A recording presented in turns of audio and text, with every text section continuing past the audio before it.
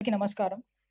Question related CRMP and sanitation already వాళ్ళు మాట్లాడింది madam. మా డివిజన్‌లో కూడా చాలా సీఆర్ఎంపీ రోడ్స్ అన్‌కవర్డ్ ఉన్నాయి. అంటే 2 ఇయర్స్ నుంచి పాట్ హోల్స్ గానియండి, మెయింటెనెన్స్ వర్క్ ఏది కూడా జరగట్లేదు.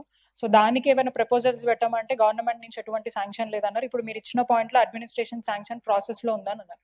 మరి అప్పటి వరకు దాని మెయింటెనెన్స్‌కి మరి అడిషనల్ ఫండ్స్ ఏమన్నా ఇవ్వగలుగుతారా ఇమ్మీడియేట్‌గా రిపేర్స్‌కి, మెయిన్ రోడ్స్‌కి? ఇండివిజువల్ అంటే ఇంటర్నల్ రోడ్స్ గురించి నేను మాట్లాడట్లేదు. అండ్ ఇందాక బేగ్ సాబ్ గారు కానివ్వండి, ఇంకా మాట్లాడిన కార్పొరేటర్స్ కానివ్వండి, స్వీపింగ్ మెషిన్స్ మెయిన్ రోడ్స్ మీద సీఆర్ఎంపీ గతంలో వాడడం జరిగింది. వాటిని ఇప్పుడు యూజ్లో లేకపోవడం వల్ల చాలా మంది శానిటేషన్ వర్కర్స్ రోడ్డు మీదకి వచ్చి వర్క్ చేయడం వల్ల ఇంటర్నల్ రోడ్స్ కవర్ అవ్వట్లే. ఇంకా కూడా శానిటేషన్ పెండింగ్ ఇష్యూస్ అట్లనే ఉన్నాయి. గతంలో స్టాండింగ్ కమిటీలో కూడా మనం కొన్ని కమిటీస్ వేసుకోవడం జరిగింది.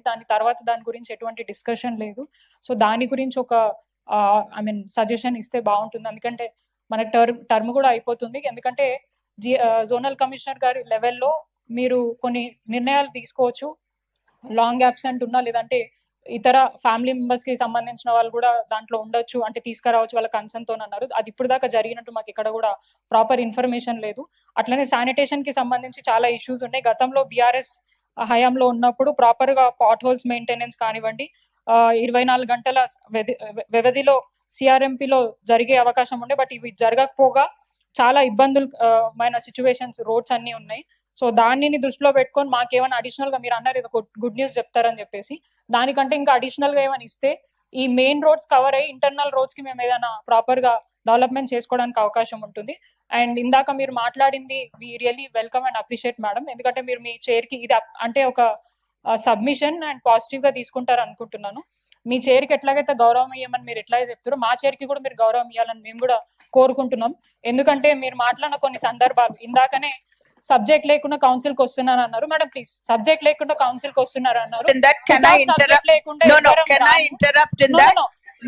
మాట్లాడేది వినండి మేడం.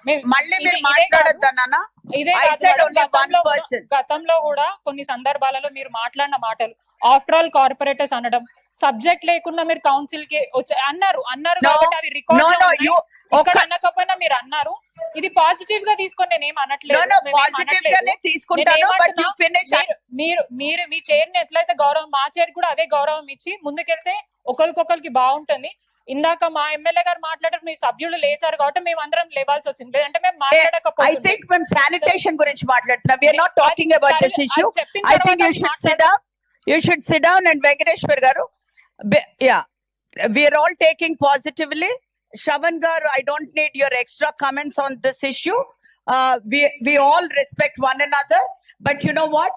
ఎప్పుడైతే chair ఉందో, you do not say ఆమె ఈమె అట్లాంటి మాటలు మాట్లాడద్దు అని నేను అంటాను.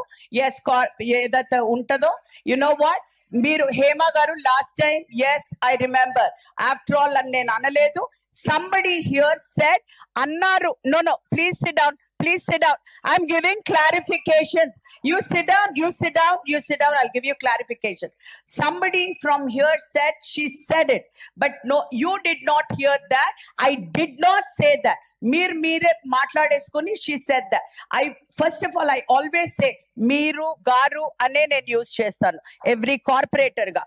Okavela ee sodarulto nenu I always say saab an matladtanu, whatever, lepathe amma an matladtanu. I never we don't have to discuss about this issue now. That thank you, you have said it and I have said it. We've given clarification. From now on, at least try to give respect ane antunamu. Let us go to the subject, not deviate from that. Thank you, madam.